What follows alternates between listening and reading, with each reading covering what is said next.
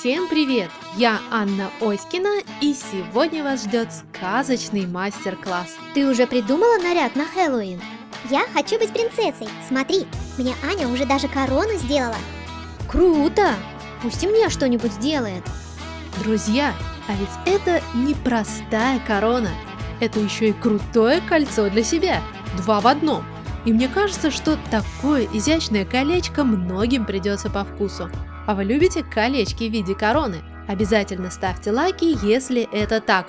А еще, как думаете, кому эта корона идет больше всего? Обязательно напишите в комментариях, что сделать для Клодин. Может, что-нибудь страшненькое? Давайте вместе подумаем. Подписывайтесь на мой канал и нажимайте на колокольчик, чтобы не пропустить. Мы переходим же скорее к мастер-классу. Для работы я выбрала золотую полимерную глину Фима, но если вы любите другой цвет, то берите его. Так как это не просто корона, но еще и кольцо, нужно, чтобы она точно была по размеру вашего пальца. Для этого нужно сделать основу-заготовку. Я беру листочек бумаги и клей. Смазываю край листочка клеем и заворачиваю бумагу плотно вокруг пальца.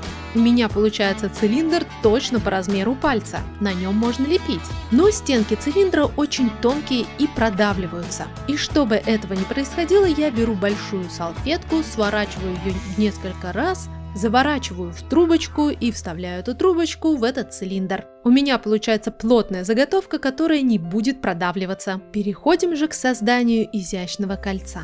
Все колечко будет сделано из тонких нитей пластики. Это кропотливая техника, которая называется филигрань. Эти нити можно сделать, просто раскатав по рабочей поверхности кусочек полимерной глины. Когда кусочек становится длинный, его неудобно катать, отрезаете небольшие части и продолжаете катать дальше, пока не останется та толщина нити, которая вам нужна. Но есть и специальный инструмент экструдер.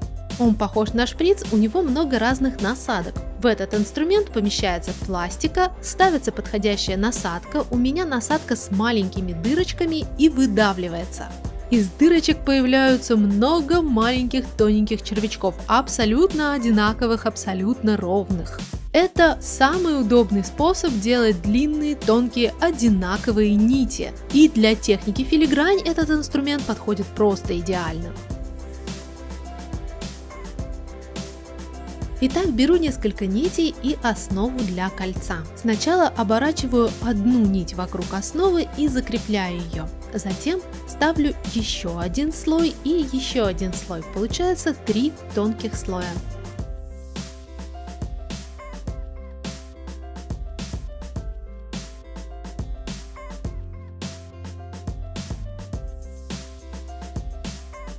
От длинной нити отрезаю кусочки пластики, длиной примерно 1,5 сантиметра.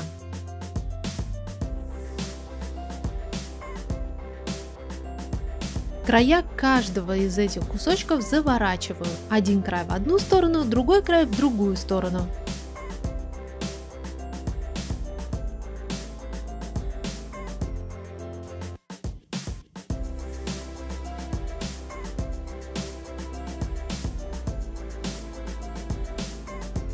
Получается вот такая завитушка. И делаю много-много таких завитушек. Теперь беру нить поменьше, отрезаю под углом края этой ниточки и заворачиваю в капельку. И также делаю много таких капелек.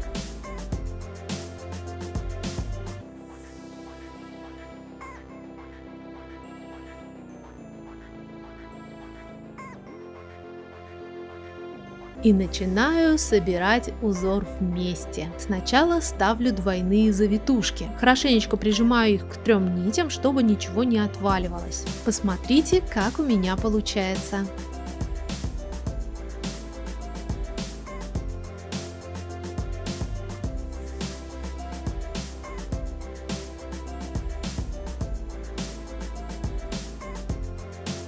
Когда собрала ряд из завитушек, ставлю капельки. Аккуратненько присоединяю их между завитушками. Вот такое колечко у меня получается.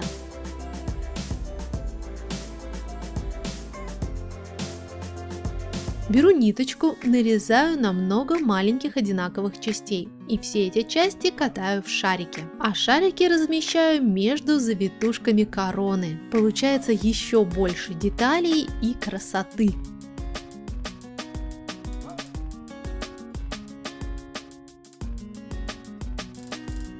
Ну и конечно, какая же корона без драгоценных камней? Роль бриллиантов в данном случае будут выполнять самые обычные стразы. У меня это термостразы, которые приклеиваются под воздействием температуры. Но я все равно смазываю место склеивания гелем жидкой пластикой. Но можно и без него.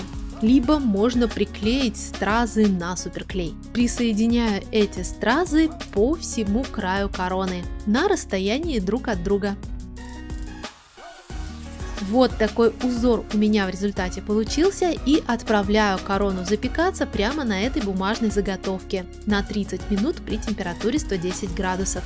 После запекания нужно аккуратно снять корону, поэтому сначала я аккуратненько иголочкой отсоединяю корону от этой основы, а затем аккуратно снимаю. Корона получается чуть-чуть мягкая, гибкая, она не такая твердая, как металл, но это делает более удобным ее использование. Ее очень удобно надевать на палец и, конечно же, как корону для кукол.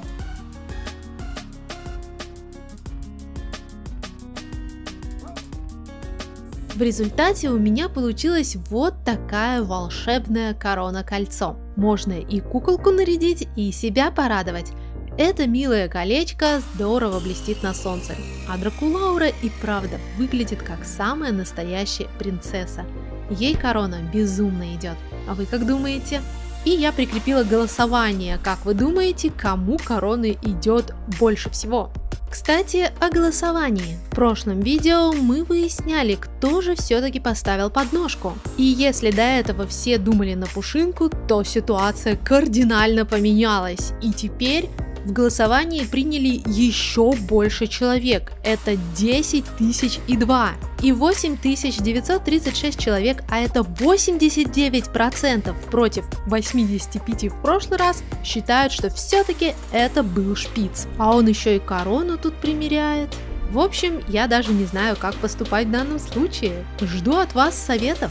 А пока жду ваших лайков, если вам понравилась эта корона, ваших комментариев, что сделать Клодин и как поступить со шпицем. И подписывайтесь на мой канал, чтобы не пропустить развитие этой истории. Желаю вам всем творческих успехов, вдохновения и самого прекрасного настроения. До новой встречи!